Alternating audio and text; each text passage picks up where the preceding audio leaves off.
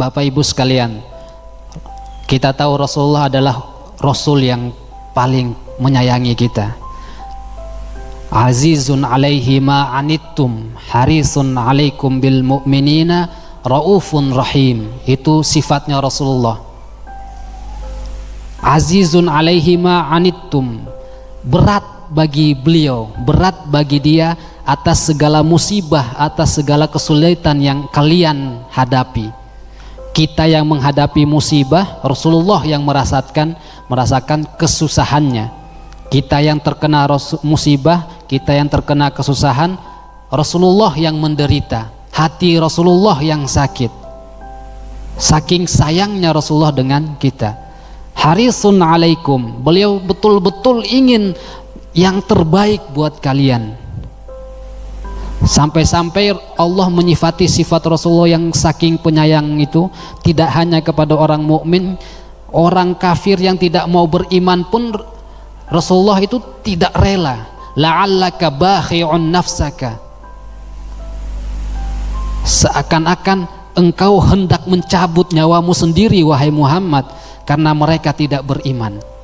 Umatnya tidak beriman, Rasulullah yang sakit. Rasulullah seakan-akan, ayat Al-Quran, la'allaka bakhi'un nafsaka, seakan-akan engkau mau mencabut nyawamu sendiri wahai Muhammad, karena mereka tidak beriman. Allah menyifati Rasulullah demikian. Orang tidak mau beriman, Rasulullah yang sakit, Rasulullah yang kepikiran, Rasulullah yang seakan-akan tidak kuat,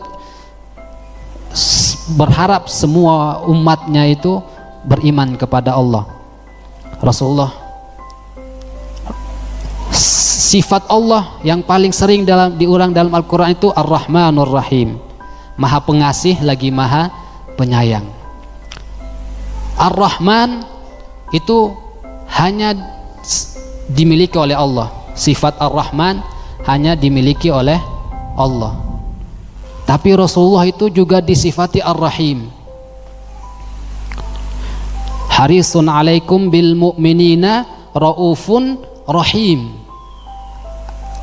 Rasulullah itu rahim terhadap orang mukmin.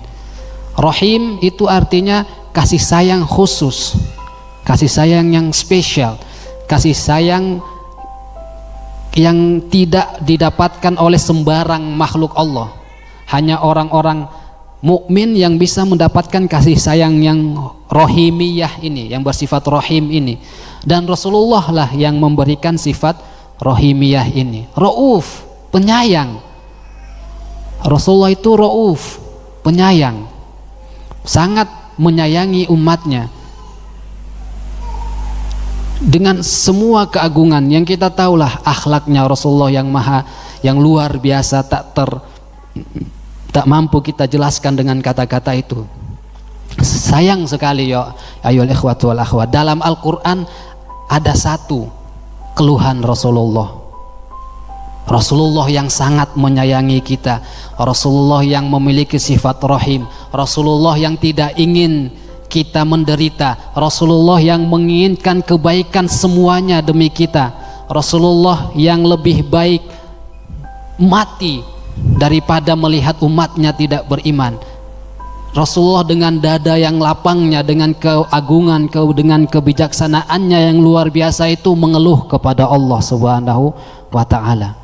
Dalam surat Al-Furqan ayat 30, surat Al-Furqan ayat 30, Rasulullah yang sedemikian penyayang, sedemikian penyabar, sedemikian baik, dengan hati yang sedemikian lapang.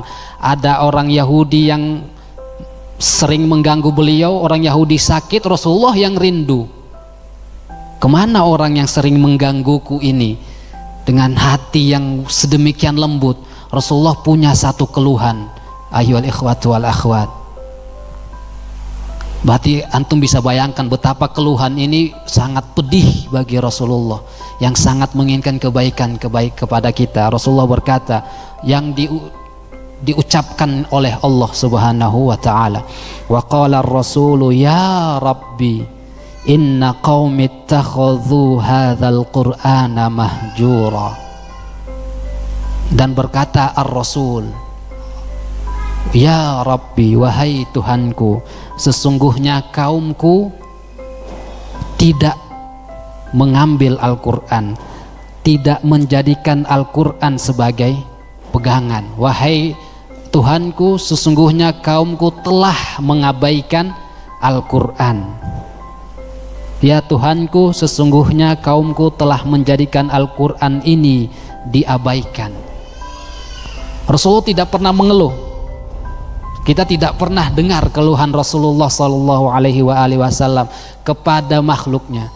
Bahkan tidak pernah mendengar munajat Rasulullah itu mengeluh, ya Allah kok ini umatku begini, umatku begitu. Enggak, Rasulullah selalu berhusnuzon, selalu ingin yang terbaik untuk umatku, tapi untuk umatnya. Tapi di ayat ini Allah menceritakan ada satu keluhan, ternyata ada satu keluhannya Rasulullah Sallallahu Alaihi Wasallam. Ya Rabbi, inna qaumi ittakhadhu hadzal Qur'ana mahjura. Ya Allah, sesungguhnya kaumku telah mengabaikan Al-Quran ini. Keluhannya Rasulullah Sallallahu Alaihi Wasallam. Pasti sedih bagi kita kalau seandainya Rasulullah hadir di sini, Rasulullah mengucapkan itu di hadapan kita. Tentu kitalah termasuk salah satu contoh dari orang yang mengabaikan Al-Quran itu. Padahal Bapak Ibu sekalian, kita tahu Al-Quran adalah kalamullah. Barang siapa yang ingin berbicara dengan Allah secara langsung, bacalah Al-Quran. Kata Imam Ali Zainal Abidin, Al-Quran itu adalah surga yang memang turun di bumi. Bapak Ibu kalau mau lihat hakikat surga yang berbentuk fisik, ini Al-Quran. Inilah surga berbentuk fisiknya. Surga dibentuk akhiratnya dengan segala kenikmatannya. Di bentuk duniawinya ini Al-Quran, ini adalah surga. Kata Imam Ja'far Shadiq, mata kalian kalau ingin tidak pernah sakit, bacalah Quran dengan mushafnya, Al-Quran.